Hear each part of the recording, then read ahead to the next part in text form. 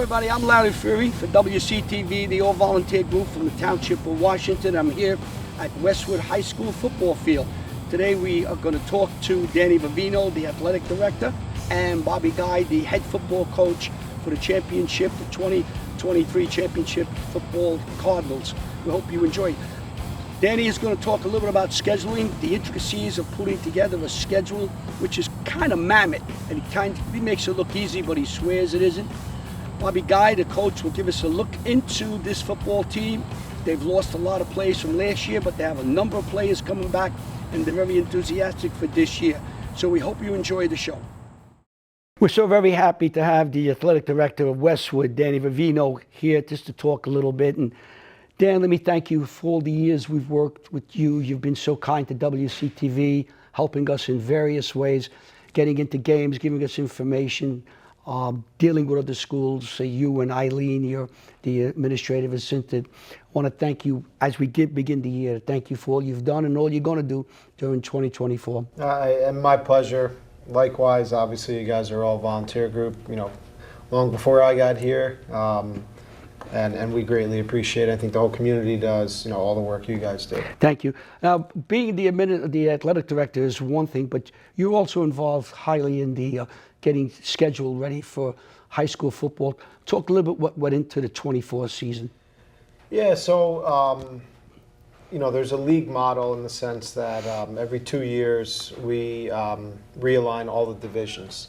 A big thing that plays into that is the Ivy division, where schools that maybe are struggling with numbers or the program will look to go to the Ivy division. And what that essentially is, they start a little later, they're not playoff teams, they can't make the state playoffs, and the whole design of that is for them to play like schools and focus on getting their numbers back up, staying healthy, and then hopefully re-entering the mainstream. So every 2 years, schools can apply for that out of our 113 in the conference. So we have to set that up first to then know who's left, and then we organize divisions from there. So our division did change a lot because Dwight Morrow, who had been a common opponent for us before the Super Football Conference, and Pascack Hills both came back out of the Ivy. So essentially that reshuffled things. Our division is 6 teams now, with Pascack Hills and Dwight Morrow coming out of the Ivy. There are provisions in place where you can drop even division games. So we're going to play only one of them, not both of them, which is probably better for everyone. And then obviously the rest of the league model is after you know your division, you're going to get crossover games that kind of balance your schedule. Obviously we're going to play Riverdale. It's a trophy game no matter what. They've had runs where they've beaten us 7-8 years in a row. So that's a game that we're playing no matter what. And then, coming off the 2 years we've had, and doing the schedules, obviously, most coaches across the whole league, they're going to look at their own schedule, and then the next schedule they go, well, who's Westwood playing? Because they all complain about their schedule, so they want to. So we have a very challenging schedule, but we're playing teams that we should be playing. Some new teams, some Essex County teams. It'll be some cool games for us. Yeah, I think I was talking to Coach Guy, and he said, of all the years we've been doing it, I never went to Weequahic. That's how you pronounce it, yeah, Weequahic? Yeah. I've never gone there. I've never seen them come here. It's going to be interesting to see us play this team that we've never played. Yeah, you've seen them. You didn't realize it, though. When my last year coaching at Kane, when we, after we beat Waldwick, they were coming on the field after us. They were playing in the Central. With the way they do the sections, they were playing in the Central Group 2 championship that year. Getting back to the Ivy League, how's that been working? You've been doing it now for how many years? This is going to be the 5th and 6th year of it. I think the best example is Dumont, right? Dumont went into the Ivy when it started, the first go-round, which I want to say was 1920 or 2021 season. They came out 2 years ago. Had a winning season, and again, we're not gonna bring them out and throw them to the wolves, right? They're in our division. They're a Group 2 in Bergen County, so they have to play Westwood or Ramsey Mall. But then we're going and playing Caldwell, Pascack Valley, Riverdale, and they're gonna play teams that balance their schedule, like they played Parsippany last year. So they come out, they go 500, they win a playoff game, and then this past year they again made the playoffs, had another successful year. So and their numbers are good. If you look, they've played all 3 levels with us. So that's the goal. of the Ivy, and to not also have teams that can't complete seasons when they're in the mainstream and maybe their numbers are really low. I think it works well for schools like that, because I remember Fort Lee came here. I was talking to some of the people, because we go back a long way with Fort Lee, and they were being pummeled every game, 40, 50, 30, nothing. Right. And then all of a sudden they were getting into the Ivy, and it was a more competitive game. Even if you lose 21-14, it's a competitive game. And I think that sure. works for the school, the fans, the kids. Everybody gets a nice feeling. The Ivy League championship, I've seen you at. I mean, that's as special as a night as there is for those programs and for any program. You see all the school pride. But, it's interesting. The Super Football Conference formed, I'm not going to mince words here, because of the non-public issues that were coming up.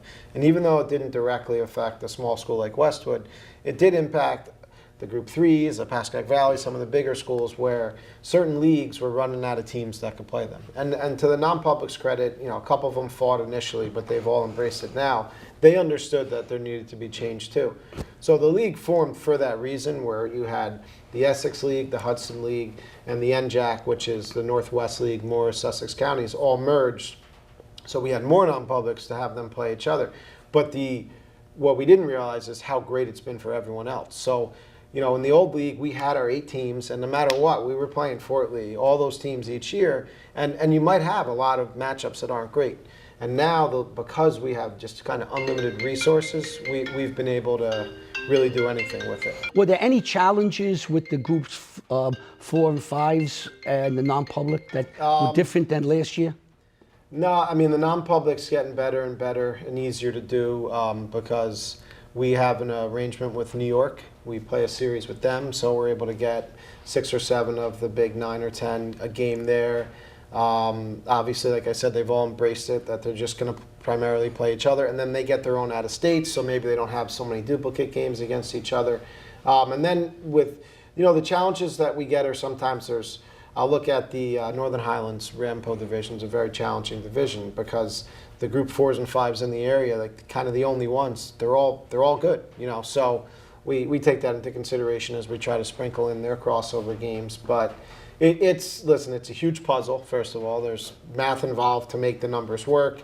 There's a lot of unique requests. Hey, we're doing a homecoming, have to be home this weekend, have to this, have to that. You get all those things, but we do allow teams to request a couple crossovers and mutually agree. Like us in Riverdale, we fill out a form, it's a trophy game, the game has to be on. Us in Caldwell had talked early in the season last year when we were starting to build this year's, before the playoffs and everything, hey, why don't we play? So a lot of that goes into it, and then it's just a puzzle making it fit. And our model is pretty simple. You're going to have, in the perfect world, if you have 8 games, you're probably going to have 2 to 3 games where you probably are the favorite, 2 to 3 games where you might be an underdog, and 2 to 3 where it's a toss-up. And find a way to win 5 games, you're going to make the playoffs always. Yeah, for the 5, that's important. Just to move on a little bit now, the playoffs last year, they played at the highest seed, and then it went, the public schools went to Rutgers. How did that all work out when it was all over and you looked at all? Yeah, how did it work out? This isn't a company line, internally, we did not care that we were playing on Monday. We would have played that game on the middle of the highway. Just being in that game is what mattered. And it ended up, I thought, being a great setting. Again, the credit to Dr. Mortimer, Frank Connolly, the principal, Board of Ed, everyone was behind us. They did a great job making sure our student and our fans could get there. It's something that you don't know if it's ever going to happen again or how long it'll be. So I think, that just is a testament to this community and the school district, how important it was to everyone, that we had a great showing down there. Obviously, it turned into a fantastic night. They do have MetLife back this year. Last year, they had a unique situation where the Jets and Giants were home. So I don't know, depending on the geography of each group, if you get, a team from the South that's closer to the North, they might throw a public game at MetLife. That remains to be seen. But, again, I think at that point, when you're in the absolute finals, they could play it on the moon, and I think so. Some public schools can play at MetLife, It's not ruled out, but they're not going to ask a team from the Wildwood area to come to Yeah, MetLife. I could see that. If you have maybe a Southern Union County team or a Northern Middlesex or Monmouth County team, they might say, you know what, it's not that far. Let's put the game at. When are those decisions made as to when you make that move? You So- can't make it too early. No, I mean, really, once the semifinals are over, the week of, they'll sit there and they'll say, all right, these are the 7 championship games we have. We're going to put 3 at MetLife this year because we have the time slot. This is the public game we're moving, or they might just say, we like the setup. We're going to leave all 5 down there. People go to, like me, we go to the games. We don't realize what goes on behind the scenes. Like, you know what's going on, how to move school, who's going, how not to go to get them up there. It is a lot of work, screwing all these schedules. We had known that they were going to take the closest games and put them on Monday, meaning who had the least amount of travel. Rumson was not too far from Rutgers. Yeah. We're not too far when, you're looking at Glassboro, getting all the way there. You're looking at Delsey getting all the way there. So we had kind of figured we were going to be one of the 2 Monday games. And again, we were fine with it, and we didn't mind the extra day either. Worked out well. Well, I want to thank you. Thank you for coming by. I always like talking to you about the scheduling. I'm thinking I could never do it. My head's spinning. Who's going where? You sit there. In the old days, the NFL, they had a guy or two would sit there on a board, and he would figure it all out. Take him a couple of months. Now they have computers and software. But how do you do it? You do it with a board, and you throw dots at the board and hope it hits? So I'm pretty old school. I do it all by hand. It's on a computer, but I don't use any programs or anything. You just can't. There's too many variables. I'm not like a wizard with formulas or anything. And, there needs to be a human component to this, which the requests are part of that, where, I make a lot of phone calls. I absolutely do. I do my research on who's got what coming back, who's done what, really to try to just we want to have every team in the league have a chance to be successful. That's the goal. I'm going to ask you a tough question. How long does it take you to do all this?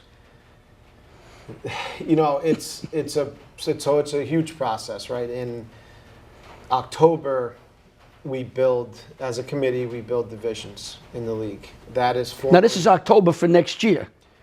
Every 2 years we do it. Oh, my God. And it's, then next year the schedule will be identical in Gotcha. 2025. All right. We're flipped home and aways.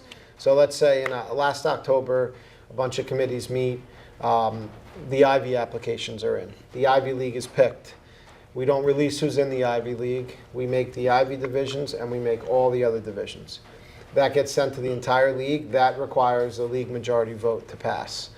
Once we get past that, we usually get a couple appeals. We've had teams appeal, show a good reason why, hey, we want to be in this division, can we switch?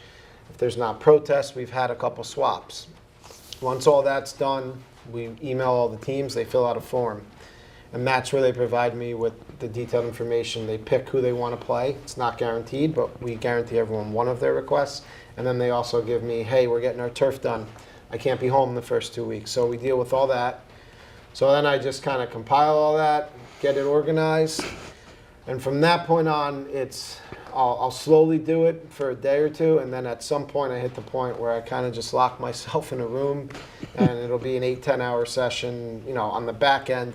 That's like phase 1 draft, and then a few people review it. We check for mistakes. We talk about who's a little too difficult, who's too. So it takes months, but and the bulk of it's probably done in 20 hours or so of really focusing. But the key is the research ahead of time. That I really can't quantify the time of paying attention all year to every score, trending, what's going on with programs, and things like that. It's a monumental job you have, and on top of everything else you have to do. I mean, that's what you do there. Then you have your job as an athletic director here at Westwood, which is itself a full-time job. Keeps me busy, yeah. Yeah, I guess you keeps you busy. And I do the league field hockey schedules, and I do the Big North schedules, which is the majority of, baseball, soccer, all those type of things. You don't have much time off, do you? Like I said, I stay busy. Yeah, and you enjoy it. Yep, I do. Well, thank you for all you do, really. I mean, it doesn't get done if there's not people like yourself putting the work in to do this for the student athletes that we have all throughout the state of New Jersey. I wanted to say Bergen, but it wouldn't be Bergen, it's the entire state.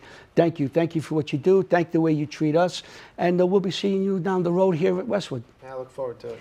And Dan Vivino, the athletic director that has many hats here at the Westwood High School. We're here at the Westwood High School in the weight room, the beautiful weight room they have here. Very happy to have the head coach of Westwood, Bobby Guy. Coach Guy, thank you for coming by, giving us a few minutes of your time. I know how difficult it is getting ready for the season. It comes kind of fast. We always have time for WC. Thank you very much. You know, we're going to look forward to the 24 year, but I just have to go back a little bit to last year, that fantastic run you had and that championship game you had at Rutgers. It must have been a wonderful bus ride coming back. Well, yeah, it was an awesome year, and to finish like that, 99-yard drive, block an extra point in overtime, and then score the winning touchdown and kick the extra point. It was just, an awesome experience. But as we all know in this profession, we can't hang our hats on that. We're moving on to this year. Well, great segue into my next question. It was a great year. We celebrated both towns, Washington Township. We celebrated the win, but now the clock moves on and we have 24. And it's interesting how you have a whole new team, a whole new personality. How's the team look in a sense of personality? How they're coming along? So yeah, we have a class of 17 seniors, some great leadership from that group alone. And we always stress in our meetings and during practice that you don't have to be a senior to be a leader. You don't have to be, so these guys that are rising seniors, they were juniors in this program last year, and a lot of them were leaders. Even some of the sophomores that are becoming juniors, they were part of, the championship run that we had last year. So there's some really great leadership in that group, and even in the junior group as well. So we're pretty happy with how it's been working out this summer. So let's look at the team, and I always like to start up front with the offensive line. You had a very good offensive line. I saw a couple of your tackles the other day, the Roberts boys. They look like they got bigger. They're going off to college. Your offensive line, how does it look right now to you as you're getting really close to the start? So we returned 3 offensive linemen, Sarlo, Downey, and Luke Biello. The 2 tackle spots are up for grabs. We have some guys that are working in the mix. Cooper Smith, Mark Minas, Mayak is in the mix. Andrew Miles has had a great summer. So, there's 4 or 5 guys that are fighting for 2 spots, and I think that's what's great about this program is when you have competition, that just makes practices a lot better. Yeah, we start with that offensive line because Sure. everything starts up front. That's where you make your money. Absolutely. So let's move back to the offensive line, the quarterback position. Sure. So Sean Morrison is the projected starter. He solidified his spot. Had a great summer, a great offseason. He's a 3-sport kid too, so it's tough to get him into the weight room. But he's one of the hardest working coaches, one of the hardest working kids that I've ever coached, and he took his own time out, kept his weight training up. But as far as what he's done this summer, his reads are on point. He can throw the ball downfield, he can throw the ball intermediate, and he can run. So, we're happy with how his summer has progressed. And running backs, I think you're going to be kind of solid in your running back positions, sure, right? Yeah, we returned Stephen Klein, who's fresh off an offer from Syracuse University. Aiden Dugan is no slouch, man. He does a little bit of everything for us. He blocks, he runs, he can protect the quarterback as well. And then we have a handful of other guys that are very talented. Eli Tavares being one of them. Even a couple of younger guys that are definitely in the mix. That's what you want to look for. So the people, you're going to remember some of the kids from last year, but there's always that sophomore that might break in or a junior didn't play. Anybody that you're looking at right now that could be that kid we could look for to be the step-in player? Offensively, well, again, running back wise, I think we have the 2, and then it's or really the 3 because Eli got some quality reps last year. We're just trying to find a way to get those guys the ball in the best way possible, and the guys stepping up are really the receivers because we lost 3, Joey Klein, Karazana, and Tommy Busnich, and we've had guys step up. Luke Busnich is one of them. Michael Rinaldi, Connor Stewart definitely have had a great summer, and then we're looking forward to see how they progress. A lot of times, and I'm sure you'll notice more than I do, you'll have a kid who looks like he's got good potential, and as the year goes on, maybe he's a sophomore, we'll make him a sophomore, he just gets better and better and better, and really he grows into that position. Sure. Right now, there's probably like 5 or 6 of those guys. We don't know yet. Your eyes are lighting up. Well, we don't know yet because we only practice each other, and we watch film, and but our first scrimmage is a week from next Monday.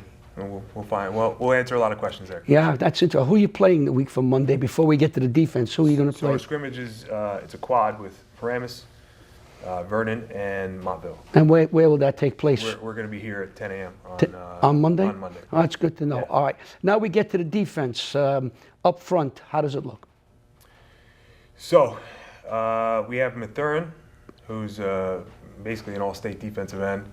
Biello is every bit of an all-county player as well. I think they combined for like 16, 17 sacks last year. We might be moving some things around on that end. We have, again, like 4 or 5 guys fighting for that nose guard spot, replacing Usher, which is not an easy thing to do. And then we have to replace the inside linebacker, which would be replacing Karsich, which is no easy task. And we have a couple guys fighting for that spot as well. And then Stevie Klein is that hybrid linebacker safety type deal where we just put him in the middle of the defense and let him play ball. And just to remember, people know Stevie Klein is going into his junior year. He's only going into his So junior year. his ceiling is still way high. He has a very high ceiling. The great thing about Steve is that I don't think I've ever seen him take a lazy rep ever in practice. Like he just does everything we ask and he does more.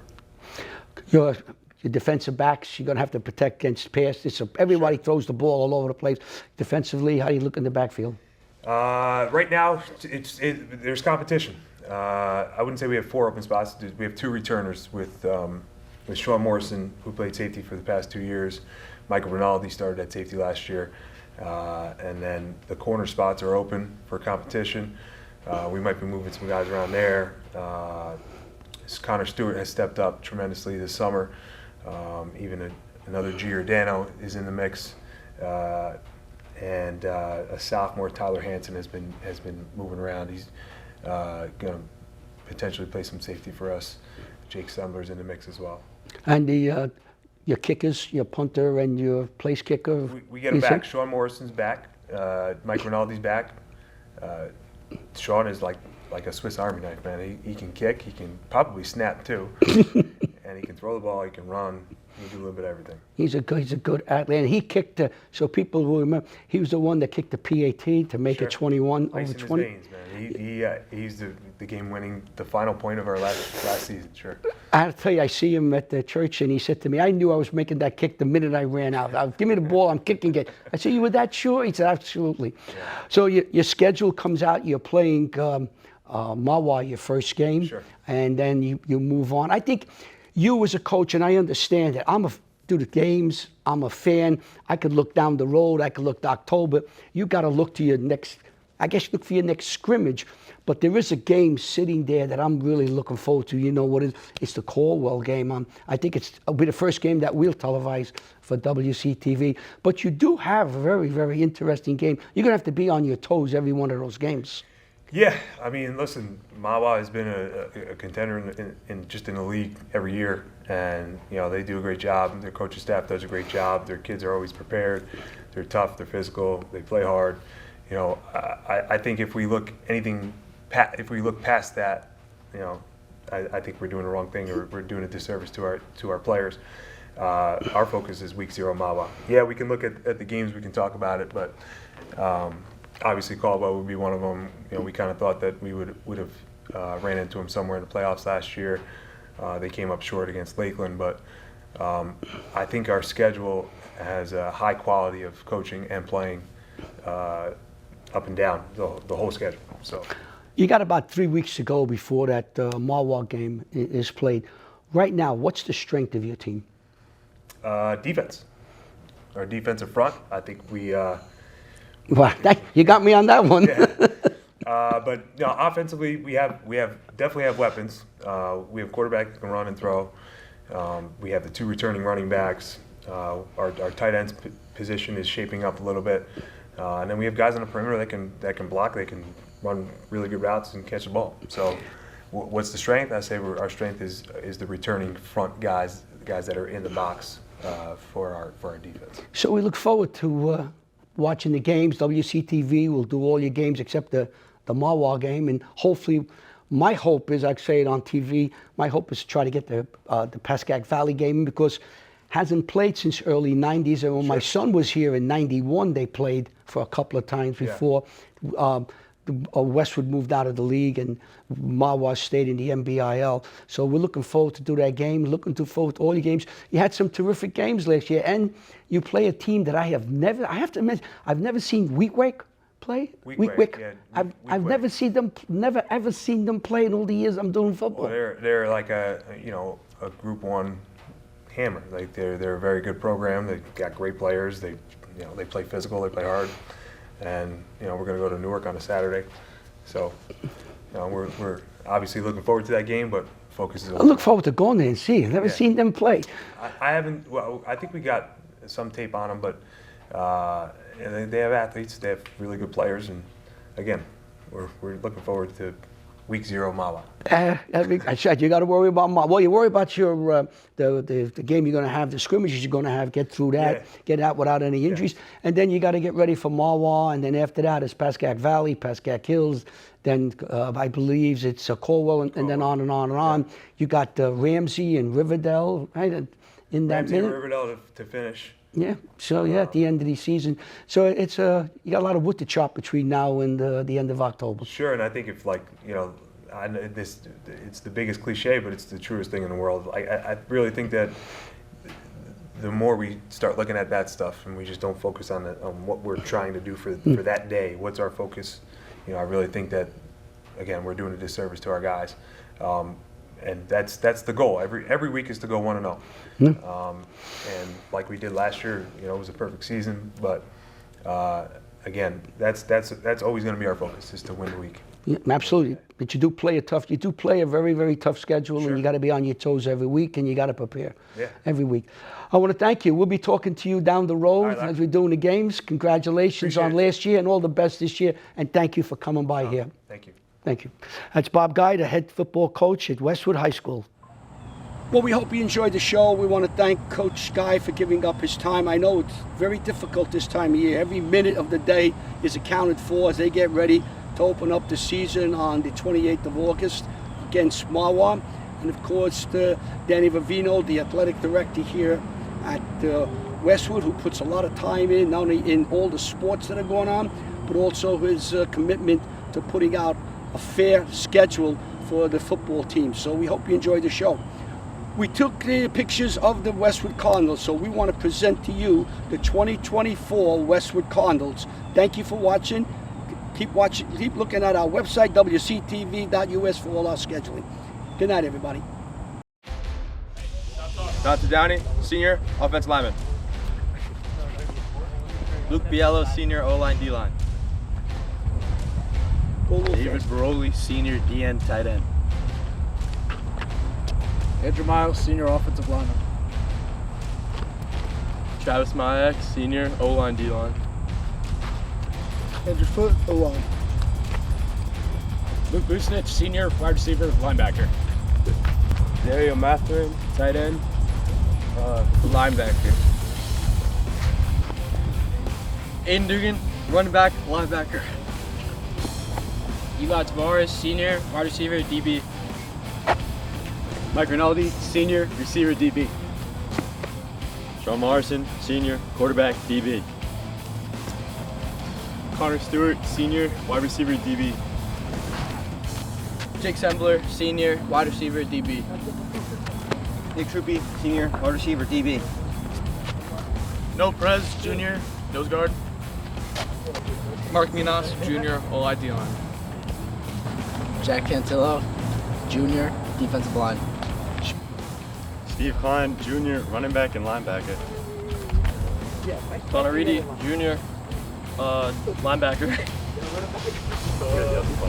Ron Squillis, junior, linebacker, tight end. Charlie Sarlo, junior, left guard, middle linebacker. Teddy Clem, junior linebacker. Lucio Veloso, junior linebacker. Anthony Caparelli, junior quarterback. Anthony Greco, junior running back. Terrence Phillips, junior, wide receiver. Troy Giordano, quarterback, junior. Luis Paterno, junior, receiver. Quinn O'Melia, sophomore, O-line, D-line. Evan Marleveld, O-line and D-line. Patrick Stark, linebacker, O-line. Logan Stewart, O-line linebacker. Anthony Delarara, sophomore, linebacker, wide receiver. Shia Muson, sophomore, linebacker, O-line. Nick Klein, sophomore, DB. Tyler Hansen, sophomore, DB. Jake Casimiro, sophomore, quarterback, DB. Adrian Villanelle, sophomore, receiver, DB. Vincent Sante, sophomore, DB receiver. Kel McNally, sophomore, receiver.